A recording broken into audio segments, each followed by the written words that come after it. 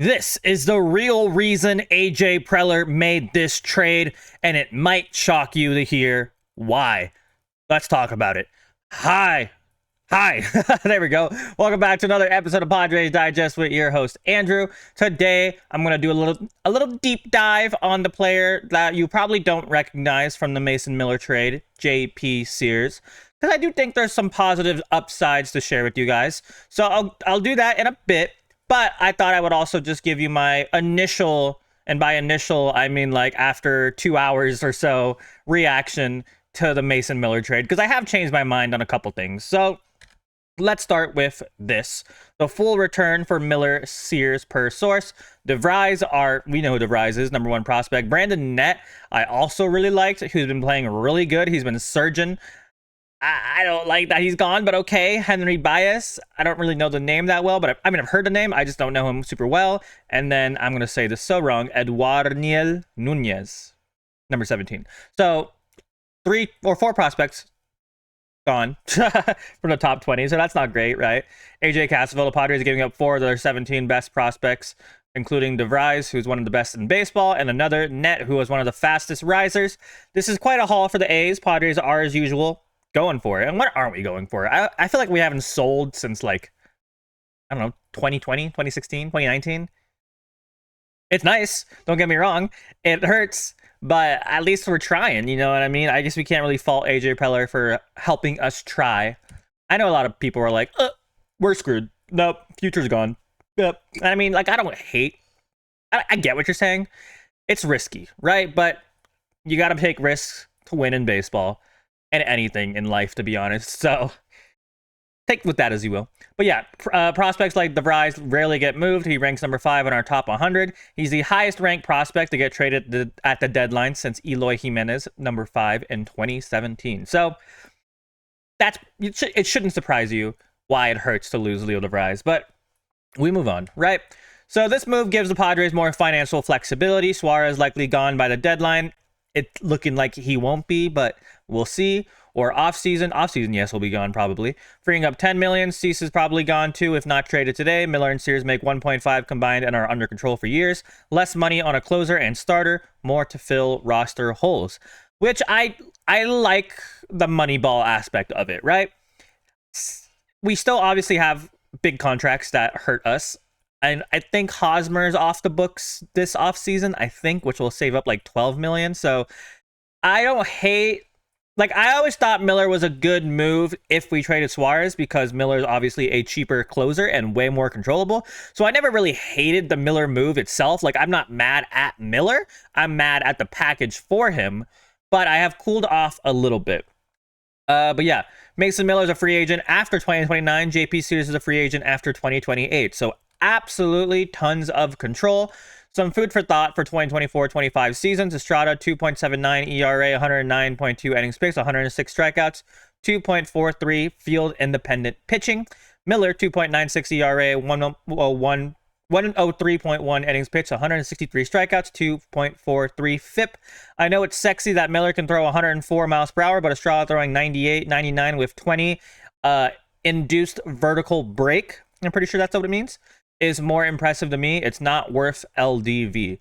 So basically what he's saying is that Estrada looks better than Mason Miller, because for those reasons that we just said.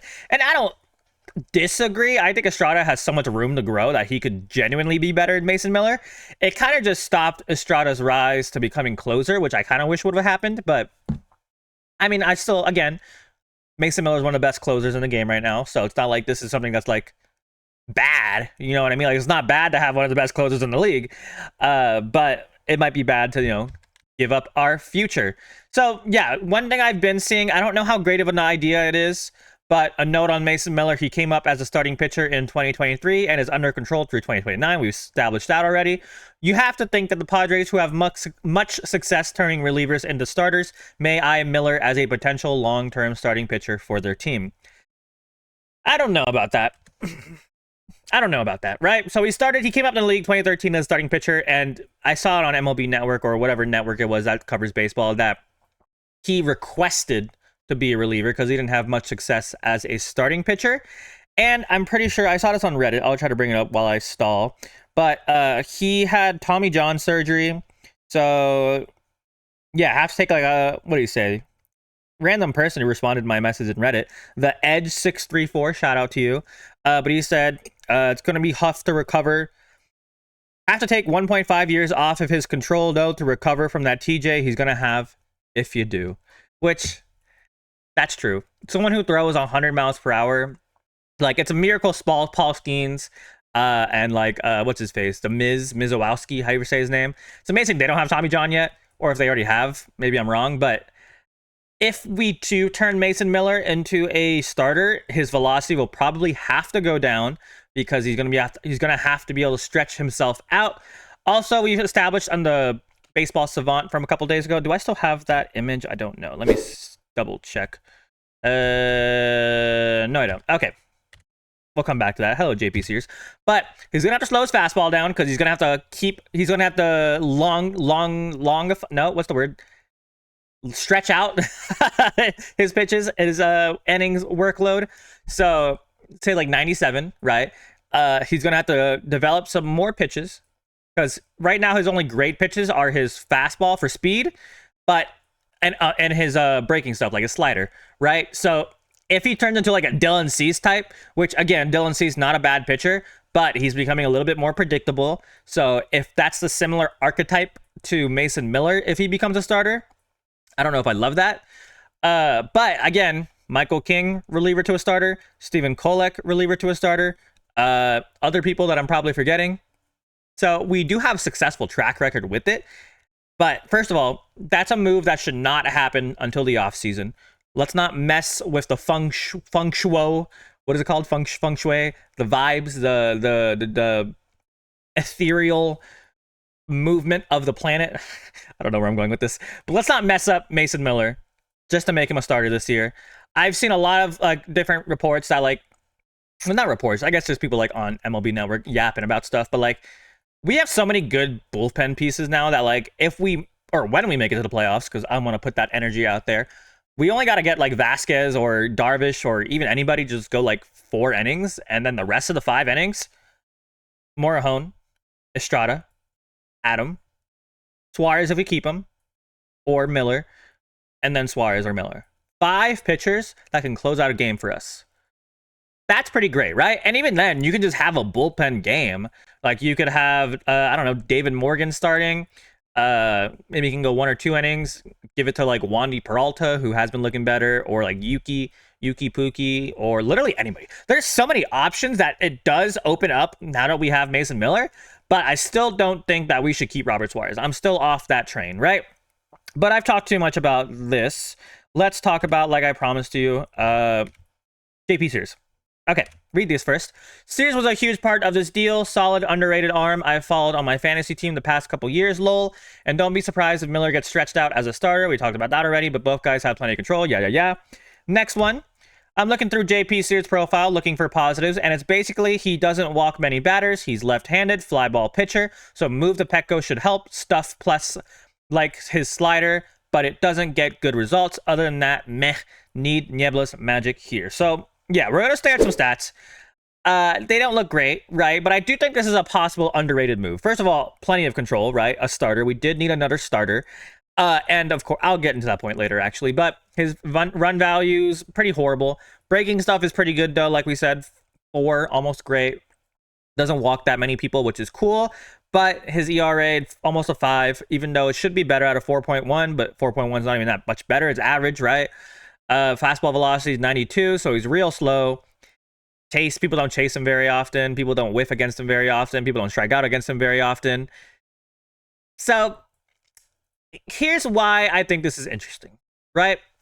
I'll have more stats to show you, but here's why I think this might be interesting. If we don't like him at a starter, I think he could be a good replacement to Yuki Matsui in the bullpen as a lefty reliever, because we did need a lefty reliever. So I feel like that's one of the options AJ Preller was thinking. Because, again, I mean, he's not that great, but maybe he can have a different kind of philosophy, throw a little harder, now that he's only going to be pitching like 1 or 2 innings instead of like having to go for a start. You know what I mean? So that could be interesting. I'm trying to find the big positives, but I think the truth of the matter is or the truth that has been revealed, whatever I said for the intro, is that JP Sears is an interesting, I don't want to say throw-in, but an interesting addition, right? He'll definitely be able to eat some innings for us. He is still relatively young at 29. And of course, I'll show you this now, I guess. Nope. Oh, I guess I didn't save it. Oops. Basically, I was trying to say, we have Ruben Niebla. With Ruben Niebla, like, literally anything is possible. And Petco Park is a bit more of a pitcher's park. And also, Athletics suck. Now he's playing in a team that's going to the playoffs, right? Big mind shift change. Think of like Gavin Sheets playing good now, sucked on the White Sox. So maybe things will be different. But let's dive in just a little bit more for a little stats. I don't want to make this video too long. Sorry I took so long talking about Miller, not enough time talking about JP Sears, but I'm an insane person. You guys know this. But yeah, velocity, like 92.2 on the four seam. Look at the pitch tracking on top. Doesn't have that great of stats. Exit velocity is 90.8 off of it. Slugs 526 off of it, or expected slug 526, regular slug 497. So his fastball is absolutely hittable.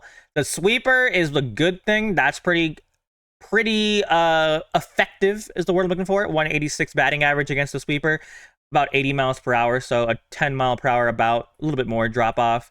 Changeup, not great, right? Changeup's pretty bad. Definitely gets hit off a lot. Slider, again, breaking stuff is pretty good. So I guess the slug isn't that great, but the batting average is below 200, so we'll take that. And then the sinker, probably his worst pitch, to be honest. So yeah, I mean, there's potential.